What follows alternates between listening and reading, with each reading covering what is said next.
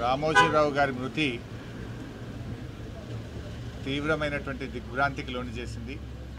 ముఖ్యంగా వారి మృతి యావత్ తెలుగు ప్రజలకు, మొత్తం దేశానికి కూడా ఒక తీరని లోటుగా మనం చెప్పుకోవచ్చు.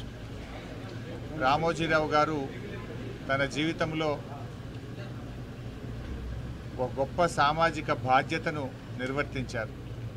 అంటే అక్షరానికి కూడా ఒక సామాజిక బాధ్యత ఉందని మరి సమాజానికి చాటి చెప్పి నిరూపించినటువంటి వ్యక్తి రామోజీరావు గారు.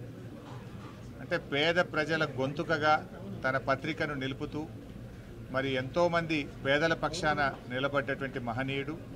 ఇలా పత్రికా రంగంలో, మీడియాలో తనకంటూ ఈ రాష్ట్రంలోనే కాదు దేశ విదేశాల్లో ఒక ప్రత్యేకమైన స్థానాన్ని సంపాదించుకున్నటువంటి వ్యక్తి రామోజీరావు గారు. ఉదయాన్నే పత్రిక వచ్చిందంటే, జిల్లా ట్యాబ్లెట్ స్టార్ట్ అయినాయంటే అంటే ప్రజలకు పత్రికల్ని చాలా దగ్గరగా చేసినటువంటి వ్యక్తి ఇలా రామోజీరావు గారు. అంటే వారు నిజంగా ఈరోజు ఈ తెలుగు ప్రజలందరికీ, ఇటు తెలంగాణ కావచ్చు, ఆంధ్రప్రదేశ్ కావచ్చు, దేశ విదేశాల్లో ఉండే తెలుగు ప్రజలకు అత్యంత సుపరిచితుడైనటువంటి వ్యక్తి. తనకంటూ ఒక చెరగని ముద్ర వేసుకున్నారు. ఇవాళ ఈ హైదరాబాద్ నగర అభివృద్ధిలో కూడా తన పాత్ర ఉన్నది. ఇంత గొప్ప ఫిలిం సిటీని నిర్మించడం, ఈ ప్రాంత అభివృద్ధిలో తాను కూడా భాగస్వామ్యమైనటువంటి వ్యక్తి. మరి అలాంటి గొప్ప వ్యక్తి ఈరోజు మన మధ్య లేకపోవడం చాలా బాధాకరం.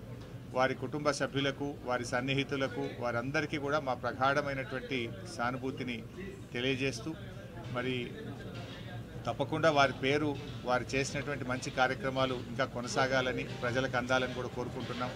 తెలుగు భాష అభివృద్ధి పైన కూడా, తెలుగు భాష నిలబడాలని, తెలుగు భాష 10 కాలాల పాటు ప్రజలందరికీ ఇది నిలబడే విధంగా ఉండే విధంగా కూడా ఆయన ఎంతో కృషి చేసినారు. తెలుగు భాష మీద ఆయనకు ఎంతో మక్కువ ఉండేది.